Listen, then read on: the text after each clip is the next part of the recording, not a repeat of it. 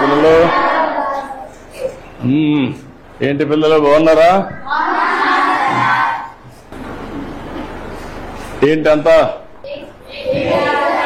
8th class అందరూ బాగా చదువుకుంటున్నారా? Okay, ఈరోజు మనందరం కూడా మీ సోషల్ సైన్స్ అంతా కూడా మీకు ఒక అవగాహన ఉంది, అవునా కాదా? మీ టీచర్ బాగా చెప్తున్నాడా? ఓకే, ఈ సంవత్సరం మీరంతా కూడా 8వ తరగతిలో సోషల్ సైన్స్ చదువుకుంటున్నారు. ఇప్పుడు మనం ఈరోజు ఒక పని చేద్దాం. సిద్ధంగా ఉన్నారా? అందరూ అటెన్షన్ లో ఉన్నారా? వేరే ఎక్కడ ఆలోచనలు ఉన్నాయా? మళ్ళా నేను చెప్పగలుగుతారా? నేను చెప్పింది యాజ్ ఇట్ ఈజ్ మీరు చెప్పాలి, సరేనా? సిద్ధమేనా? ఓకే, మొదటి టాపిక్ ఎవరన్నా హోంవర్క్ చేసుకొని వచ్చారా? చదువుకున్నారా ఈ సబ్జెక్టు? అయితే నేను బ్రీఫ్ గా చెప్తాను, చెప్పిన తర్వాత మీరు ఏదైనా అడిగితే సమాధానం కూడా చెప్పాలి. చెప్తారు కదా? ఓకే, మొదటి సబ్జెక్ట్ వచ్చి మనకు వనరుల గురించి మనకు ఒక చిన్న కథ. మోనా, రాజు తమ ఇంటిని శుభ్రపరుస్తూ వాళ్ళ తల్లితో గడుపుతా ఉంటారు.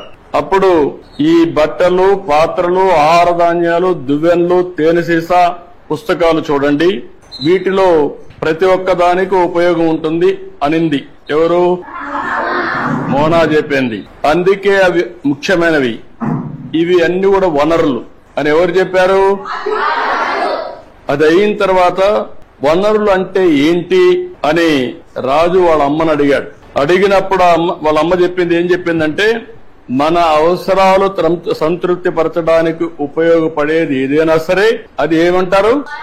వనరులు అంటారు. మీ చుట్టూ ఒకసారి పరిశీలిస్తే అనేక వనరులు మీరు గమనించవచ్చు. తాగేదానికి ఏం కావాలంటాం? తాగినప్పుడు దాహం వేసింది, ఏం చేస్తారు మీరు? వాటర్ తాగుతారు. తాగినప్పుడు దాన్ని ఏమంటారు? అదే సమయంలో మీ పాఠశాల అయిపోయింది, ఇంటికి పోవాలి, దేంట్లో పోతారు మీరు?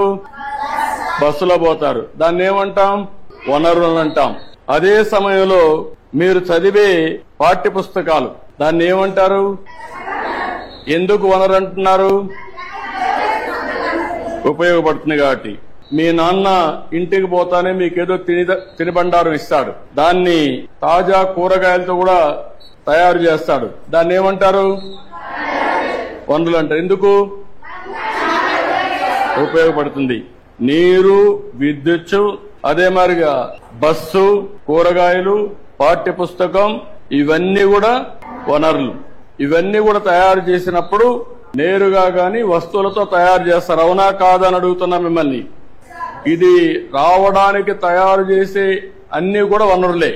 కాబట్టి ఏదైనా ఒక వస్తువు వనరులుగా ఏ విధంగా మారుతుంది అని రాజుకు అనుమానం వస్తుంది.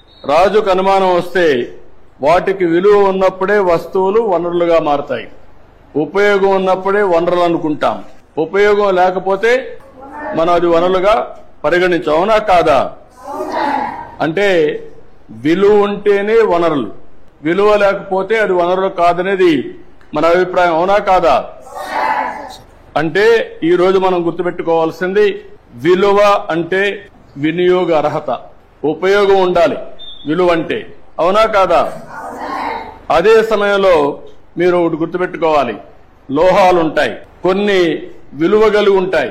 మీరు ఇంకా చదువుకుంటా ఉంటే, నాలెడ్జ్ని పెంచుకుంటూ పోతే మీకు అనేక విషయాలు తెలుస్తా ఉంటాయి. ఈ రోజు రాళ్లు, రెప్పలుంటాయి, అందంగా ఉంటాయి, దానికి విలువ ఉండకపోవచ్చు, కానీ రెండూ కూడా ముఖ్యమైనటివి. మానవ సహజ వనరుల్లో ఇంకొక విధంగా అవసరాలు తీరుస్తాయి. ఇప్పుడు రాయి ఉంది, మీకు ఉపయోగపడదు, కానీ రాయి వల్ల ఏమవుతుంది? కంకర తీస్తారు, అక్కడ కూడా ఉపయోగపడుతుంది. ఈ విధంగా వనరులుగా పరిగణిస్తాం. సమయాన్ని బట్టి వనరుల యొక్క విలువ పెరుగుతుంది, అవునా కాదా? ఈ విషయంలో మీరు ఒకసారి చూస్తే, మీ ఇంట్లో ఒకరుంటారు, మీ ఊర్లో ఆయుర్వేద మెడిసిన్ చేస్తా ఉంటారు, కానీ దానికి విలువ లేదనుకుంటాం. కానీ దాన్ని పేటెంట్ చేసి దాన్ని గాని మార్కెటింగ్ చేయగలిగితే ఆటోమేటిక్ కోట్ల వేల కోట్ల రూపాయలు వస్తాయి.